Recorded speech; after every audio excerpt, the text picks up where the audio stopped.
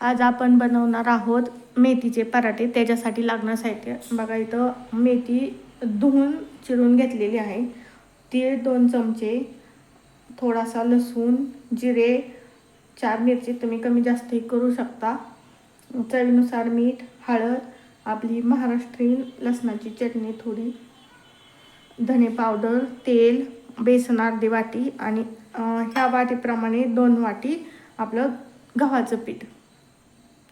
आता हे आपण अगोदर वाटून घेणार आहोत. बघा, एका ताटामध्ये आपण हे गव्हाचं पीठ टाकून घेऊयात अगोदर. नंतर बेसनचं पीठ आणि नंतर मेथी,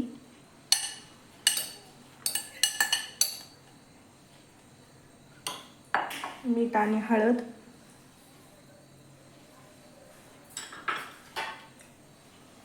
आपण जे काही मसाले घेतलेत ते, थोडेसे तीळ आणि आपण वाटून घेतलेलं वाटण.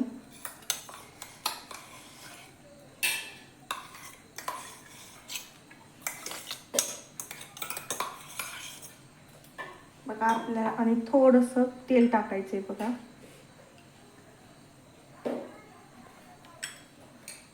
एक 2 चमचे.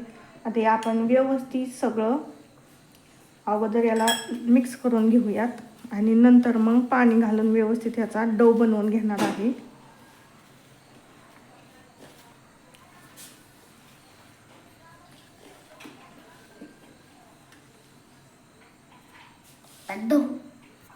बघा, व्यवस्थित थोडं थोडं पाणी घालून ना आपल्याला हे मळून घ्यायचंय व्यवस्थित आणि जरा घट्ट मळायचंय, लय पण सैल नाही मळायचं आपल्याला हे पीठ.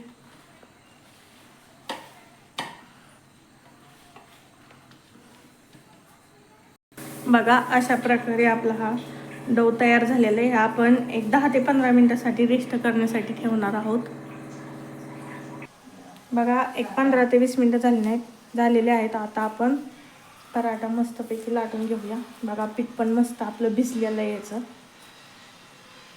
थोडंसं पिठात बुडवून घ्यायचं आहे बघा, कोरड्या गव्हाच्या पिठात.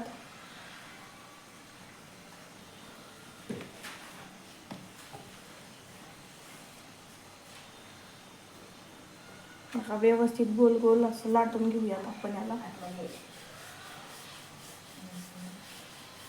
तुम्ही हे पराठे तुपावरती, तेलावरती किंवा बटरवरती कशावरतीही भाजू शकतात. तुम्हाला ज्याच्यात आवडेल त्याच्यात भाजू शकता. खूप छान लागतात बघा हे चवीला. तुम्ही एकदा नक्की ट्राय करा आपल्या पद्धतीने. आणि मेथी लहान मुलांच्या पोटात तर अशी मेथीची भाजी खात नाही, जरा कडू लागती, आणि पराठे नक्कीच आवडीने खातात बघा. बघा, असं पातळ जरा लाटून घ्यायचंय. आपल्याला कुठं बाहेर हे जाताना पण राहतात भरपूर, 1-2 दिवस टिकतात चांगले. आता आपण हे भाजून घेऊयात. बघा, तवा गरम झालेला आहे. आता आपण याच्यात ना बटर टाकून घेणार आहोत थोडंसं.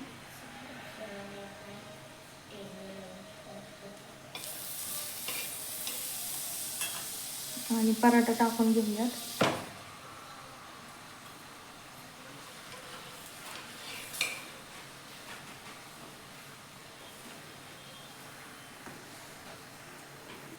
बघा, आपण याला अलटी पलटी मारून भाजून घेणार आहे. बटरमध्ये खूप छान लागतं बघा, दह्याबरोबर, चटणी बरोबर.